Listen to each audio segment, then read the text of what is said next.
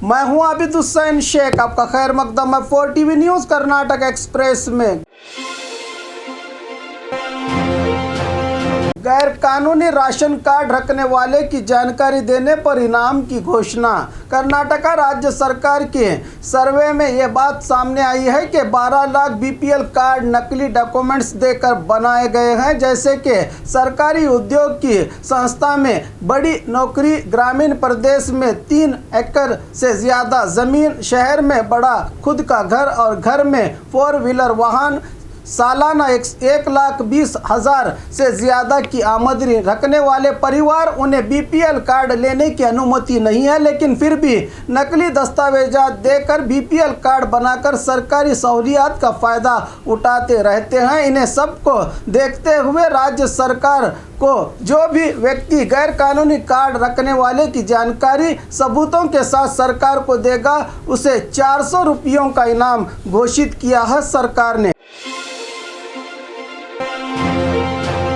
Ramesh Jarkiholi CD case को वापस लेने से उनके समर्थकों ने मनाया जश्न। रमेश जारकीहोली सीडी एक्सपोज मामले को वापस लेने की खुशी में गोकाक शहर के रमेश जारकीहोली के दफ्तर के पास उनके अभिमानी और बीजेपी कार्यकर्ताओं ने जश्न मनाया। इस मौके पर रमेश जारकीहोली के हित में नारे भी लगाए और सत्यमेव जयते भी कहा गया, जैसे कि रमेश जारकीहोली देश की सरहद पर जाकर कोई जंग जीत कर आए हो, जनता के हित में कोई बड़ा काम किया हो। तरह इनके अभिमानियों ने जश्न मनाया। सीडी नकली है, हनी ट्रैप किया गया है, सीबीआई जांच करे। बालचंद्र जारकीहोली बेंगलुरु में एक प्रेस कॉन्फ्रेंस करके रमेश के भाई बालचंद्र जारकीहोली ने कहा है कि युवती के जरिए हनी ट्रैप की गई है। देश में 5 राज्यों के चुनाव होने हैं, इसी बीच भाजपा का नाम बदनाम करने के लिए इस तरह का खेल खेला गया है। उस युवती के साथ एक बड़ा गिरोह छुपा है, उनका बहुत जल्द पर्दाफाश किया जाएगा। हमारे परिवार को सियासत से बाहर निकालने के लिए बड़ा षड्यंत्र किया गया है। दिनेश कलहल्ली ने अपनी शिकायत को वापस ली है, लेकिन इसका यह मतलब नहीं कि हम चुप बैठेंगे। इसके पीछे कितना भी बड़ा किंग पिंग क्यों ना हो, उसको जल्द ढूंढ निकालेंगे। मैंने पहले ही कहा था कि वो सीडी नकली थी, आज भी कहूँगा सीडी को टेक्नोलॉजी के चलते एडिट किया गया है। सरकार उसी सीडी को जांच करे, सब सच्चाई बाहर आएगी। राजनेताओं के इस तरह के वीडियो दोबारा न दिखाने के लिए कानून बनाना चाहिए। इसके लिए गृह मंत्री बसवराज बोम्माई ने एक ड्राफ्ट रेडी किया है, जल्द इस पर एक कानून बनाया जाएगा, कहा बालचंद्र जारकीहोली ने। इनके बातों से ऐसा लगता है कि सारी दुनिया देख चुकी है कि उस वीडियो में रमेश जारकीहोली ही थे, तो फिर उनके भाई क्यों सच को छुपा रहे हैं, क्यों इस सीडी को नकली कह रहे हैं, क्यों इन मुद्दों पर कानून बनाने की बात कर रहे हैं? क्या इन्हें खुद पर भरोसा नहीं कि इनके भाई निर्दोष हैं, या फिर इन जैसे कई नेताओं ने भी रंग रैलियां मनाई होंगी? आज से राज्य के कोने कोने में कोरोना वैक्सीनेशन अभियान। राज्य हेल्थ डिपार्टमेंट राज्य के कोने कोने में कोरोना वैक्सीनेशन देने की प्रक्रिया को आज से शुरू किया है। इसमें प्राथमिक स्वास्थ्य केंद्र, मेडिकल कॉलेज जैसे कुल 3000 केंद्र में कोरोना वैक्सीनेशन दी जाएगी। राज्य के सभी प्राथमिक स्वास्थ्य केंद्र में सोमवार, बुधवार, शुक्रवार, शनिवार को कोरोना वैक्सीनेशन दिए जाएंगे। बाकी बच्चे जिला सरकारी अस्पताल, मेडिकल कॉलेज हफ्ते के सभी दिनों में कोरोना वैक्सीनेशन दी जाएगी। आज अंतर्राष्ट्रीय महिला दिवस के मौके पर बेंगलुरु सहित राज्य के सभी जिलों के स्वास्थ्य केंद्र में सुबह 10 बजे से शाम 4 बजे तक सिर्फ महिला सिब्बंदी ही वेबसाइट, सुपरवाइजर, वैक्सीनेशन देने और सिक्योरिटी जैसे सेवाओं को निभाएंगी।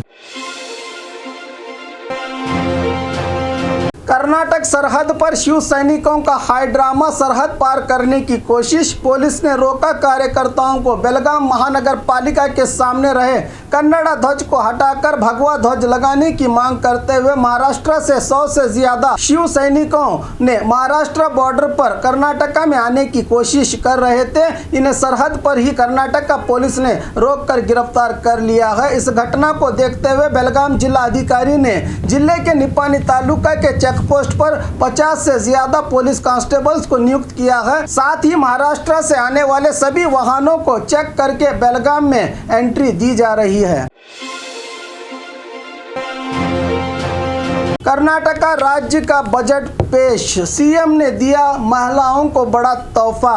राज्य के मुख्यमंत्री और फाइनेंस मिनिस्टर रहे बीएस येडियुरप्पा ने मार्च 8 तारीख आज अपने अधिकार अवधि का 8वां बजट जनता के सामने पेश किया है। बजट से पहले सीएम ने आज अंतर्राष्ट्रीय महिला दिवस के मौके पर महिलाओं को बड़ी खुशी देने की बात कही थी। बजट की शुरुआत में ही सीएम ने महिलाओं को बड़ा तोहफा दे दिया है। राज्य के 60,000 महिलाओं को रोजगार, 2 करोड़ महिला उद्यमियों को सरकार की तरफ से बिना इंटरेस्ट से लोन, ज़्यादातर घर उद्योग जैसे कि घरों में खाने और पकवान और नमकीन खाने की चीज़ों को तैयार कर रही महिलाओं को इस सुविधा से जोड़ा जाएगा। साथ ही महिलाओं के लिए बस पास में डिस्काउंट भी देने की बात कही है। सीएम ने इस बजट में बसव कल्याण में 500 करोड़ की लागत से अनुभव मंडप निर्माण की घोषणा, साथ ही 200 करोड़ को पहले चरण में दिया जाएगा। कित्तूर रानी चन्नम्मा प्राधिकार को 50 करोड़, बसवन्ना की जन्मभूमि बीजापुर जिला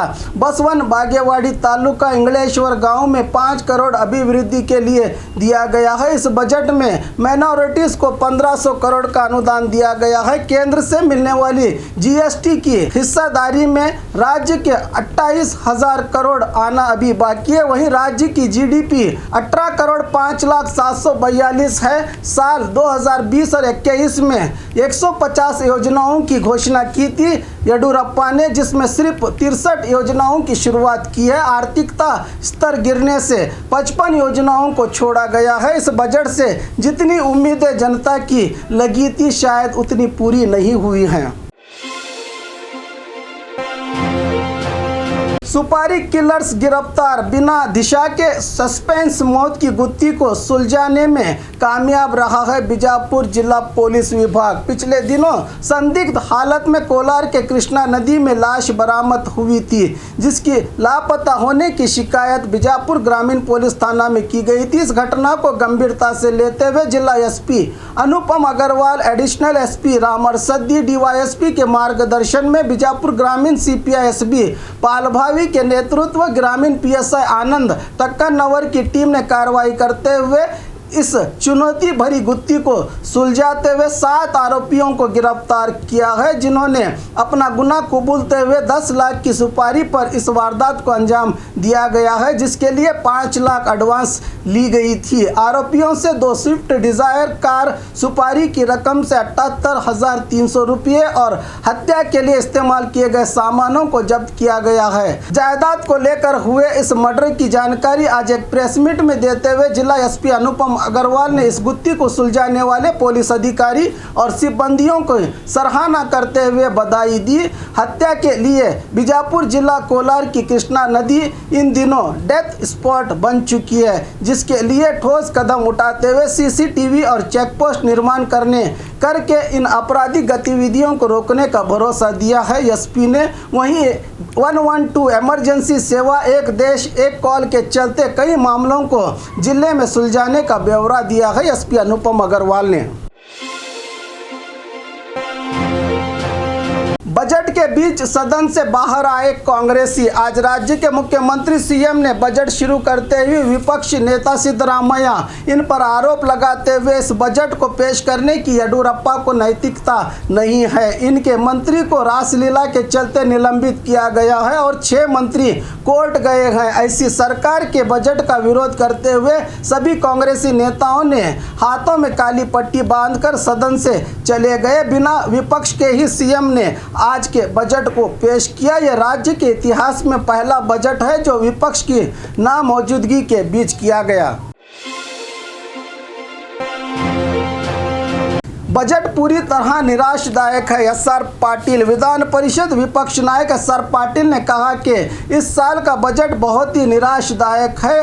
किसी भी क्षेत्र को ज़्यादा अनुदान नहीं दिया गया, खासकर वाटर रिसोर्स विभाग को नज़रअंदाज किया गया है। वहीं राज्य का 31वां नया जिला विजयनगर को भी इस बजट में नज़रअंदाज किया गया है। यह सिर्फ भाषण का बजट है। इस बजट में अभिवृद्धि को सरकार ने कुछ नहीं दिया। राज्य की भाजपा सरकार जन विरोधी सरकार है। हम इस बजट का परिषद में विरोध करेंगे। येडियुरप्पा की सरकार जनता की सरकार नहीं है, ये तो सीडी की सरकार है। इस तरह अपना आक्रोश जताया एस.आर. पाटिल ने। बजट पेश करने के लिए सीएम के पास नैतिकता नहीं है। सिद्धरामैया आज बेंगलुरु में बजट का विरोध करके सभा त्याग करने के बाद पूर्व सीएम सिद्धरामैया ने प्रेस मीट बुलाकर कहा कि राज्य के सीएम येडियुरप्पा और उनके मंत्री मुरुगेश निरानी पर डीनोटिफाइड जमीन आरोप में येडियुरप्पा और मुरुगेश निरानी को राज्य की हाईकोर्ट ने अब तक इन्हें बाइज्जत बरी नहीं किया है। साथ ही इनके मंत्री रमेश जारकीहोली ने तो इन भाजपा वालों की पूरी पोल खोल दी है। इस डर से 6 और मंत्री कोर्ट चले गए हैं कि कब हमारी भी पोल खुल सकती है। ऐसे आरोपों से भरी सरकार को बजट करने की नैतिकता नहीं है, इसलिए हमने हाथों में काली पट्टी बांधकर बजट का विरोध करते हुए सभा त्याग किया है। राज्य में ऐसा पहला बजट है जो बिना विपक्ष के पेश किया गया है, कहा सिद्धरामैया ने। और खबरों के लिए देखते रहिए 4 टीवी न्यूज़ कर्नाटक एक्सप्रेस।